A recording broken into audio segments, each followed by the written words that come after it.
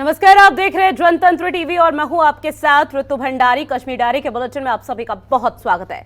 जम्मू कश्मीर में आतंकियों का आतंक जारी है। बडगाम जिले के चादुरा इलाके में बुधवार रात को आतंकियों ने 35 साल की टीवी एक्ट्रेस अमरीन भट्ट की गोली मारकर हत्या कर दी। उन्हें अस्पताल में भर्ती कराया गया। वहां इलाज के पहले ही उन्होंने दम तोड़ दिया। फायरिंग में अमरीन भट्ट का 10 साल का भतीजा भी घायल हुआ। चादुरा के हेशरू इलाके में हुई टीवी एक्ट्रेस अमरीन अपने घर के बाहर 10 साल के भतीजे के साथ खड़ी थी। तभी अचानक आए आतंकियों ने उन पर अंधाधुंध फायरिंग कर दी। जहां हमले के बाद तुरंत दोनों की नजदीकी हालत में अस्पताल भर्ती कराया गया, जहां अमरीन ने इलाज के दौरान दम तोड़ दिया।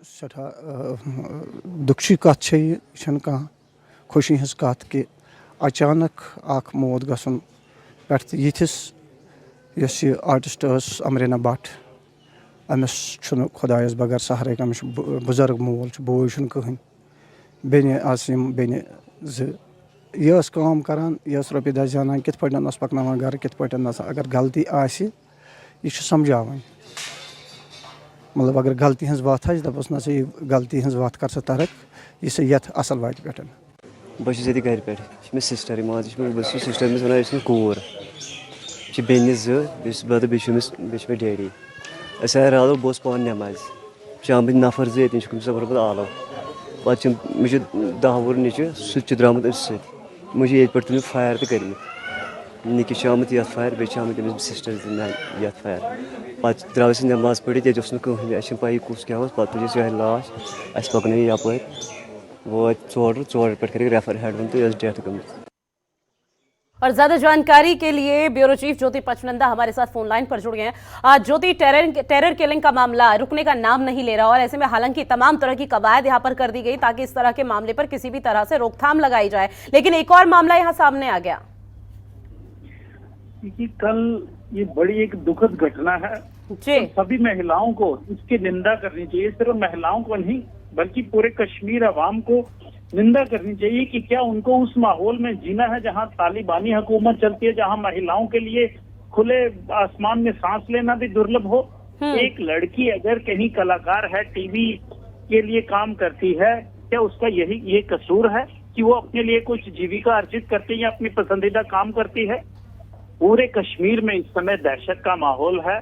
हर व्यक्ति हर दूसरे दिन कोई ना कोई टारगेट किलिंग की जा रही है और गनीमत है कि छोटी बच्ची उसके साथ है और आतंकवादियों ने फिर भी दया नहीं खाई, कोई तरस नहीं खाया और उन पर अंधाधुंध फायरिंग कर दी। गौरतलब है कि वो अभी सांसें ले रही है, लेकिन कितना दुखद घटना है जब आतंकवादियों ने उस पर बिल्कुल ज्योति, काफी दुखद घटना ये है। लेकिन अमरीन भट्ट की मौत के बाद क्या कोई राजनीतिक प्रतिक्रिया अभी तक सामने आई है?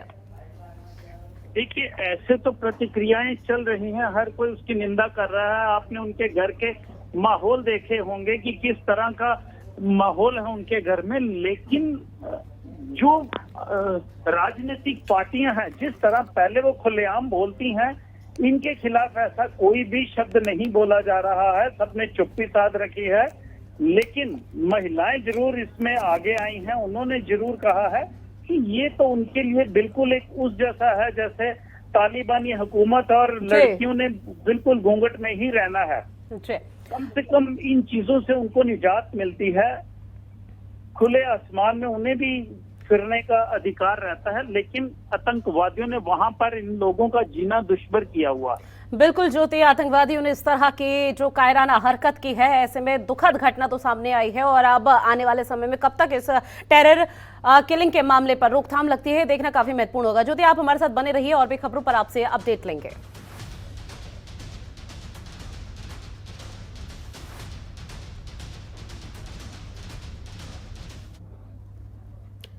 वहीं आतंकी फंडिंग मामले में अलगाववादी नेता यासिन मलिक को उम्र कैद की सजा सुनाए जाने के बाद से ही कई हिस्सों में हालात बेहद तनावपूर्ण हो चुके हैं। बता दें कि शहर के कुछ हिस्सों में सुरक्षा बलों पर पथराव किया गया। सुरक्षा बलों को आंसू गैस के गोले तक दागने पड़े। इस बीच एहतियात के तौर पर मध्य और दक्षिण कश्मीर में कई घंटे मोबाइल इंटरनेट सेवा भी बंद रही। ये कदम शरारती तत्वों द्वारा माहौल को बिगाड़ने के लिए, अफवाहें फैलाने से रोकने के लिए उठाया गया था। अभी तक कोई भी अप्रिय घटना घटित नहीं हुई है, फिर भी सुरक्षा बल जगह जगह पर मौजूद हैं। वहीं यासिन मलिक के घर के बाहर देश विरोधी नारेबाजी भी की जा रही है और पथराव में अब तक 10 आरोपी गिरफ्तार भी किए जा चुके हैं। इलाकों में पुलिस और सुरक्षा बलों ने सुरक्षा के कड़े इंतजाम भी किए हैं।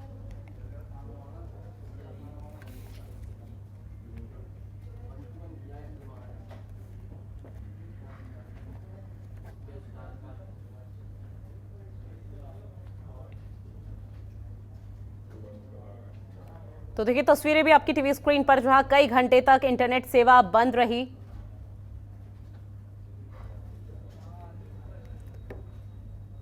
वहीं कश्मीर के अलगाववादी नेता यासिन मलिक को उम्र कैद की सजा सुनाए जाने से पाकिस्तान भड़क उठा। पाकिस्तान के प्रधानमंत्री शहबाज शरीफ ने ट्वीट कर किया और यासिन मलिक का खुलकर बचाव किया, जहां पाकिस्तान के प्रधानमंत्री ने कहा कि आज का दिन भारतीय लोकतंत्र और न्याय प्रणाली के एक लिए काला दिन है। बता दें कि यासिन मलिक को दिल्ली की NIA कोर्ट के टेरर फंडिंग के मामले में दोषी पाए जाने पर सजा का ऐलान किया।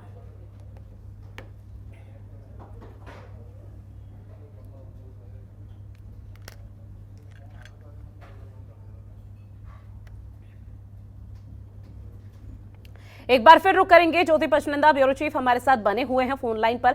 ज्योति, यासिन मलिक की गिरफ्तारी के बाद हालात बेशक से तनावपूर्ण हो गए, लेकिन फिलहाल अभी जो यहाँ पर तस्वीरें हैं वो किस तरह से निकलकर सामने आ रही है? कल जब से उनका सजा सुनाई जानी थी उससे पहले से ही माहौल तनावपूर्ण था, बल्कि इतना तनावपूर्ण था कि वहां सुरक्षा बलों को हर जगह अपनी तैनाती बढ़ानी पड़ी और ड्रोन तक की मदद लेनी पड़ी। उन्होंने यासिन मलिक के घर के ऊपर आगे पीछे ड्रोन भी लगाए थे कि किसी भी तरह का कोई भी अप्रिय घटना हो तो पहले ही उसकी जानकारी रहनी चाहिए। इसके चलते हुए वहां कल शाम को थोड़ी सजा सुनाए जाने से पहले ही पथराव भी किया। वहां कुछ शरारती तत्वों ने सुरक्षा बलों पर जिनको लेकर सुरक्षा बलों ने आंसू गैस के गोले भी दागे। काफी तनावपूर्ण स्थिति रही, लेकिन जब सजा उम्र कैद की सुनाई गई तो यासिन मलिक के वहां भी थोड़ी सी राहत थी। हालांकि इंटरनेट बंद कर दिया गया था कि किसी भी तरह का दुष्प्रचार ना हो सके, लेकिन उसके रात तक उन्होंने इंटरनेट बहाल कर दिया था। और आज सुबह भी उस सजा के खिलाफ में श्रीनगर में लगभग बंद जैसी स्थिति रही, कर्फ्यू जैसे हालात रहे। हालांकि प्राइवेट व्हीकल्स थोड़ी बहुत सड़कों पर चलती दिखाई थी, लेकिन ज्यादातर लोग घरों में ही दुबके रहे। यासिन मलिक के फेवर में कई लोगों ने प्रोसेशन भी किया, जैसे गुप्कार, इनका जो पूरा एक समुदाय है, एक गुट बना हुआ, उन्होंने जरूर इस सजा को ये बताया कि ये बहुत निंदनीय है। हालांकि उन्हें आतंकवाद के खिलाफ अगर सजा मिली है तो उसका स्वागत करना चाहिए था, लेकिन उन्होंने भी इसको निंदनीय कहा है कि ये एक काला दिवस की तरह मनाया जाएगा। तो ये बहुत बड़ी बातें हैं। जो अपॉर्चुनिस्ट लीडर हैं वो मौके का फायदा उठाते हैं और लोगों की जो भावनाएं हैं उनके साथ खेलते हैं और उनको प्रवोक करते हैं कि सड़कों पर आए। लेकिन आज स्थिति, लेकिन फिलहाल प्रशासनिक अमला किस तरह से सख्ती बरतता हुआ नजर आ रहा है? ज्योति, आवाज पहुंच रही है? वहां सुरक्षा इतनी तैनात थी कि आज कहीं भी कोई ऐसी अप्रिय घटना सुनने को नहीं आई। बंद जरूर रहा है, लेकिन कहीं भी कोई पथराव या टीयर गैस की बातें सामने नहीं आई है। माहौल तनावपूर्ण रहा, लेकिन शांतिपूर्वक निकल गया है। ऐसी कोई, अभी जरूर थोड़ी देर पहले एक ग्रेनेड फेंका गया था कहीं पे आतंकवादियों द्वारा, उसके अलावा आज दिन भर में कोई अप्रिय घटना नहीं घटी है। जी, आप बिल्कुल ज्योति, आप हमारे साथ बने रहिए और भी खबरों पर आपसे अपडेट लेंगे। तो बड़ी खबर आपको बता रहे थे, जहां अब तक 10 पत्थरबाजों को फिलहाल प्रशासनिक अमले की तरफ से गिरफ्तार भी कर लिया गया है। वहीं कश्मीर के कुलगाम जिले के काजी कुंड इलाके में स्थित डाक बंगले के पास आतंकियों ने ग्रेनेड से हमला कर दिया। इस हमले के बाद आतंकी वहां से भाग खड़े हुए। गनीमत ये रही कि आतंकियों ने ग्रेनेड डाक बंगले पर निशाना बनाकर फेंका था, जो अपने लक्ष्य से पहले ही गिरकर फट गया। पुलिस ने आतंकियों की धरपकड़ के लिए तलाशी अभियान छेड़ दिया है। इस ग्रेनेड हमले में कोई भी घायल नहीं हुआ। तो बड़ी खबर, जहां काजी कुंड डाक बंगले के पास एक बड़ा धमाका हुआ। अभी तक किसी के घायल होने की सूचना नहीं मिली है। फिलहाल किसी के घायल होने की किसी भी तरह की सूचना सामने नहीं आई, लेकिन इस बीच इलाके में सर्च ऑपरेशन अभी भी जारी है। कुलगाम में आतंकियों ने ग्रेनेड से बड़ा हमला बोला है। फिलहाल किसी के घायल होने की कोई सूचना नहीं और ऐसे में इलाके में पूरी तरह से सर्च ऑपरेशन किया जा रहा है सुरक्षा बलों की तरफ से। एक बार फिर रुख करेंगे ज्योति पचनंदा का। ज्योति, इलाके में सर्च ऑपरेशन जारी है और ऐसे में अभी फिलहाल कि जो ग्रेनेड हमला हुआ उसको लेकर किसी के हताहत होने की कोई स्थिति खबर सामने नहीं आई। क्या अपडेट इस खबर पर? और देखिए, कुलगाम के काजीकुंड से ही आप कह लीजिए कि श्रीनगर का प्रवेश द्वार है, वहां से ही शुरू होता है कश्मीर टनल के बाद। लेकिन वहां पर सुरक्षा कर्मी डाक बंगले के बाहर तैनात है, जिन पर आतंकवादियों ने ग्रेनेड फेंककर हमला किया, लेकिन उससे कोई भी किसी तरह का कोई नुकसान नहीं हुआ। और वहां पर तुरंत आनन फानन में सुरक्षा कर्मी, अतिरिक्त सुरक्षा कर्मी वहां पहुंच गए, जिन्होंने पूरे एरिया को कॉर्डन कर लिया है। लेकिन अभी तक कोई भी आतंकी पकड़ा नहीं गया है। एरिया का पूरी गहन छानबीन है। पूरी गाड़ियों की आने जाने व्यक्ति पे भी नजर रखी जा रही है, उनकी गहन छानबीन की जा रही है। गनीमत रहा कि इस ग्रेनेड हमले में किसी के भी घायल होने की भी कोई सूचना नहीं है। बिल्कुल, सर्च ऑपरेशन भी जारी है और ऐसे में आतंकियों की तरफ से ज्योति ग्रेनेड हमला किया गया। तमाम जानकारी साझा करने के लिए शुक्रिया। अब बात करेंगे अगली खबर की, जहां जम्मू कश्मीर में सुरक्षा बलों का एक्शन भी जारी है। कुपवाड़ा में एक बार फिर आतंकवादी और सुरक्षा बलों के बीच जारी मुठभेड़ हो गई। घुसपैठ की कोशिश कर रहे आतंकियों को सुरक्षा बलों ने घेर लिया। इसके बाद लगभग 2 घंटे तक दोनों तरफ से गोलीबारी भी हुई, जिसमें लश्कर से जुड़े 3 आतंकियों को मार गिराया। जहां मारे गए आतंकियों की पहचान भी की जा रही है। उनके पास से बड़ी संख्या में हथियार और गोला बारूद सहित आपत्तिजनक सामग्री भी बरामद की गई।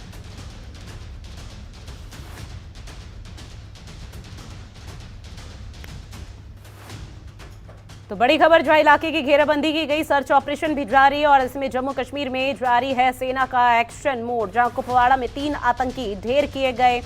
सुरक्षा बलों ने लश्कर के 3 आतंकी ढेर कर दिए गए हैं। भारी मात्रा में गोला बारूद और हथियार भी आतंकियों के पास से बरामद किया गया और ऐसे में सुरक्षा बलों की तरफ से सर्च ऑपरेशन अभी भी जारी है। तो बड़ी खबर, कुपवाड़ा में 3 आतंकी ढेर किए गए। सुरक्षा बलों की तरफ से लश्कर के ये तीनों आतंकी बताए जा रहे थे। भारी मात्रा में गोला बारूद और हथियार भी आतंकियों की तरफ से बरामद किया गया है। वहीं जम्मू कश्मीर में सुबह एक बड़ा भीषण सड़क हादसा हुआ, जहां करगिल से श्रीनगर की ओर जा रही एक टवेरा गाड़ी जोजिला दर्रा पर अनियंत्रित होकर 400 से 500 फीट नीचे जा गिरी। हादसे में वाहन में सवार पिता पुत्र समेत 9 लोगों की मौके पर मौत हो गई। जहां सूचना मिलते ही पुलिस, सेना और स्थानीय लोग मौके पर पहुंचे और रेस्क्यू ऑपरेशन चलाकर शवों को बाहर निकाला गया। पुलिस ने शवों को कब्जे में लेकर पोस्टमार्टम के लिए भेजा। वहीं उपराज्यपाल मनोज सिन्हा ने भी ट्वीट कर घटना पर दुख व्यक्त किया। और देखिए आपकी टीवी स्क्रीन पर ये उपराज्यपाल जम्मू कश्मीर के मनोज सिन्हा का ट्वीट, जहां चीनी नाला जोजिला दर्रा पर एक दुखद सड़क दुर्घटना के कारण लोगों की जान जाने से अत्यंत दुख हुआ है। ये ट्वीट उनकी तरफ से किया गया। शोक संतप्त परिवारों के प्रति मेरी गहरी संवेदनाएं हैं। वहीं उन्होंने आगे लिखा कि घायलों को जल्द से जल्द ठीक किया जाए। गांदरबल जिला प्रशासन को सभी आवश्यक सहायता प्रदान करने के निर्देश भी दिए गए हैं।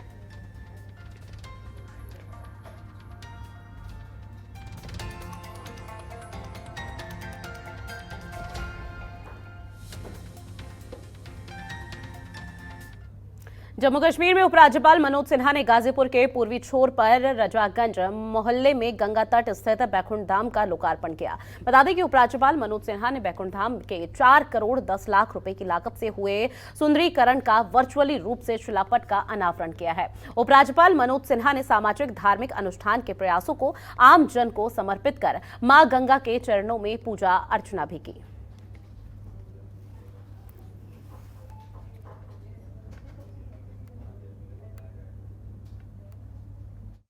औपचारिक रूप से रजागंज के इस मुक्ति धाम का लोकार्पण करते हुए मुझे अत्यंत प्रसन्नता का अनुभव हो रहा है।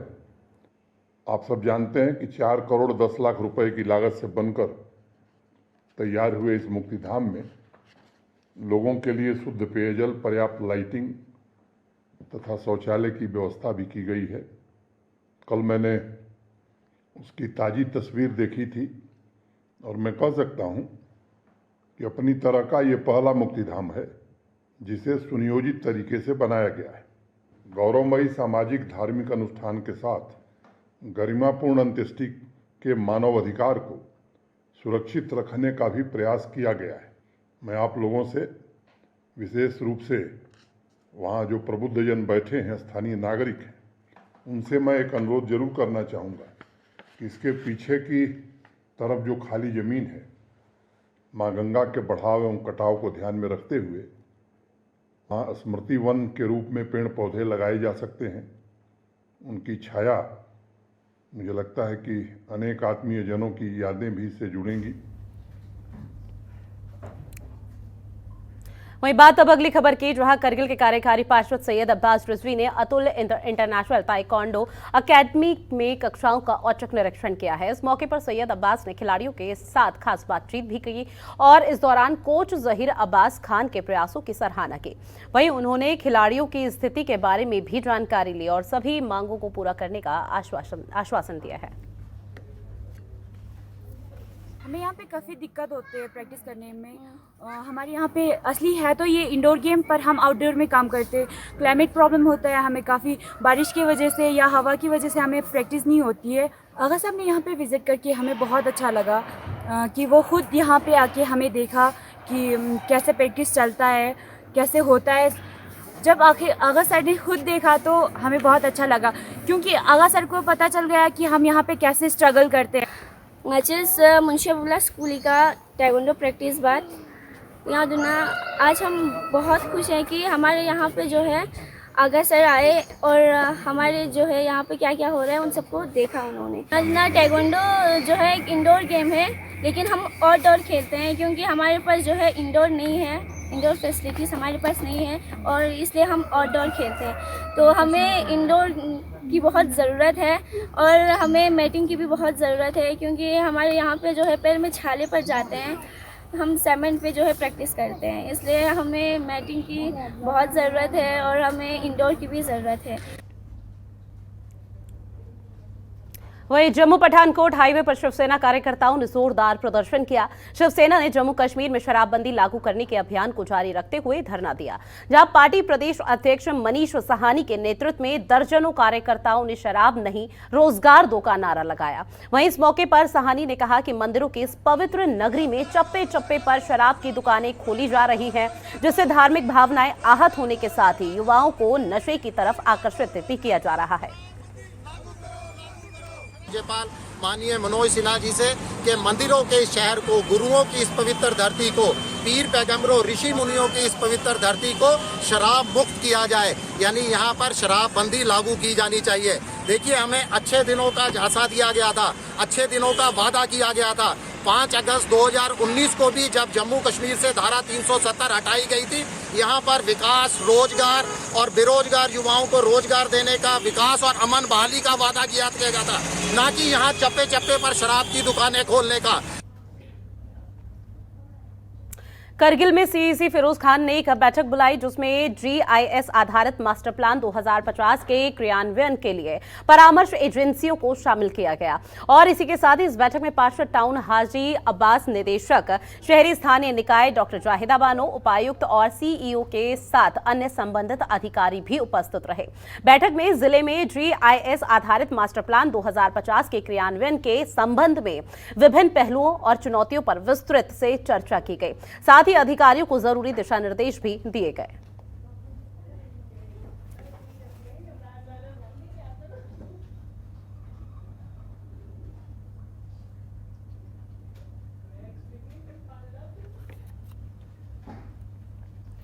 जल शक्ति विभाग के स्थायी कर्मचारियों ने हड़ताल का ऐलान किया। वहां कर्मचारियों ने प्रेस कॉन्फ्रेंस कर 28 और 29 मई को हड़ताल करने का ऐलान किया है। बता दें कि स्थायी कर्मचारियों ने वास्तविक मांगों को केंद्र शासित प्रदेश सरकार की तरफ से लगातार अनदेखी करने का आरोप लगाया। वहीं मांगे पूरी नहीं होने पर उग्र आंदोलन की चेतावनी तक दी है।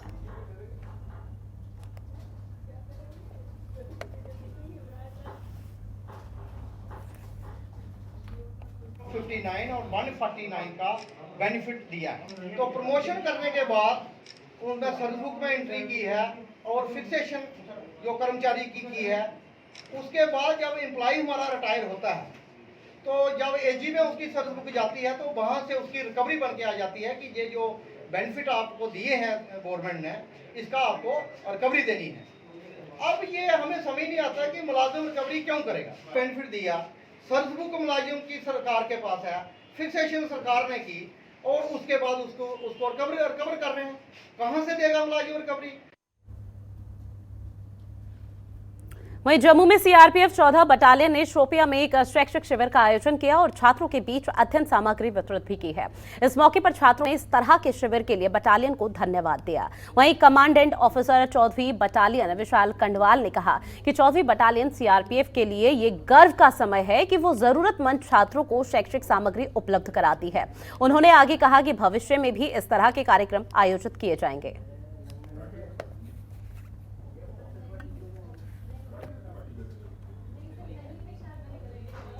वहीं जम्मू की मढ़ विधानसभा में जम्मू कश्मीर का पहला गोबर धन गैस प्लांट का उद्घाटन किया। काम पूरा होने पर कमिश्नर सेक्रेटरी आरडीपीआर अमनदीप कौर ने इसका उद्घाटन किया।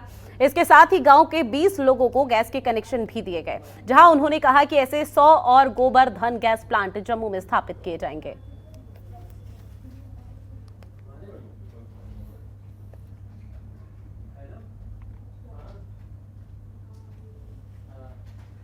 जम्मू कश्मीर में रहबर ई के शिक्षक पिछले 4 दिन से विरोध कर रहे हैं। उनका कहना है कि उनकी पोस्ट स्थायी होनी थी, लेकिन प्रशासन उनकी पोस्ट को री एडवर्टाइज कर उनका भविष्य संकट में डाल रहा है। इसको लेकर प्रदेश अध्यक्ष ने उपराज्यपाल से बात की तो उन्हें कहा था कि उनकी नौकरी नहीं जाएगी, लेकिन उन्हें अभी तक उपराज्यपाल की तरफ से कोई आश्वासन नहीं मिला।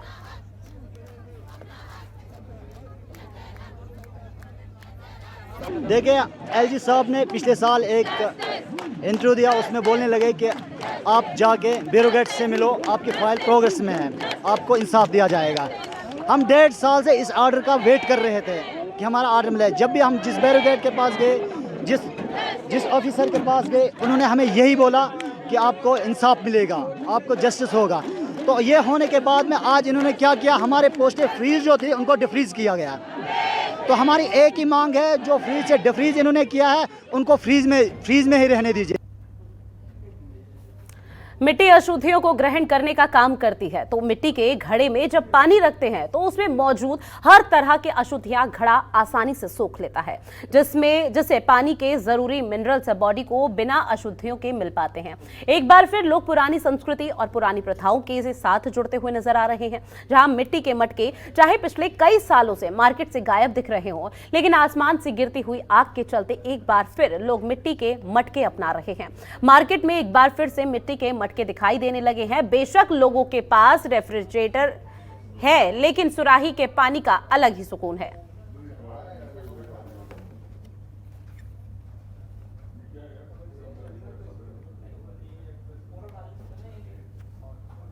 मटके बनाने का काम चल रहा है और यहाँ पर हमारे साथ जुड़े हुए हैं, इनसे बात करेंगे। सर, क्या नाम है आपका? धर्मवीर नाम जी मेरा। धर्मवीर जी, कितनी देर से आप मटके बनाने का ये काम कर रहे हैं?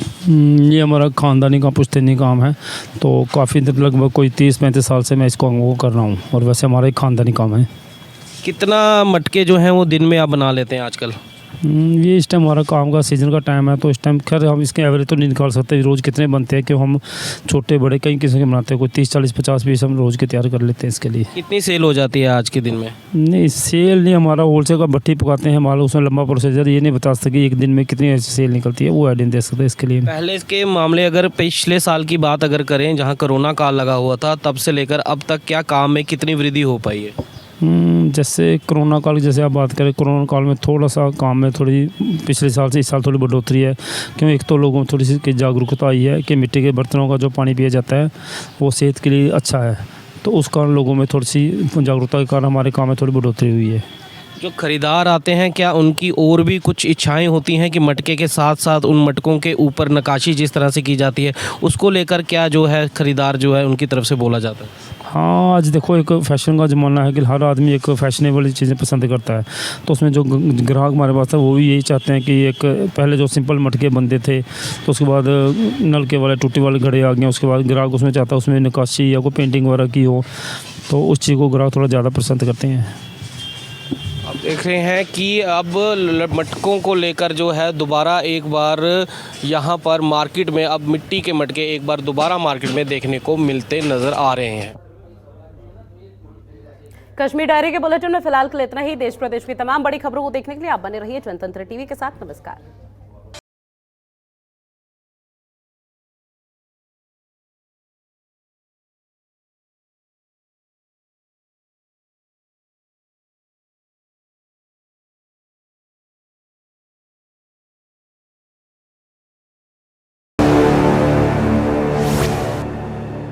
अरे भैया, खबरों के निष्पक्ष विश्लेषण के लिए सब्सक्राइब करें Jantantra TV and press the bell icon. Never miss any update.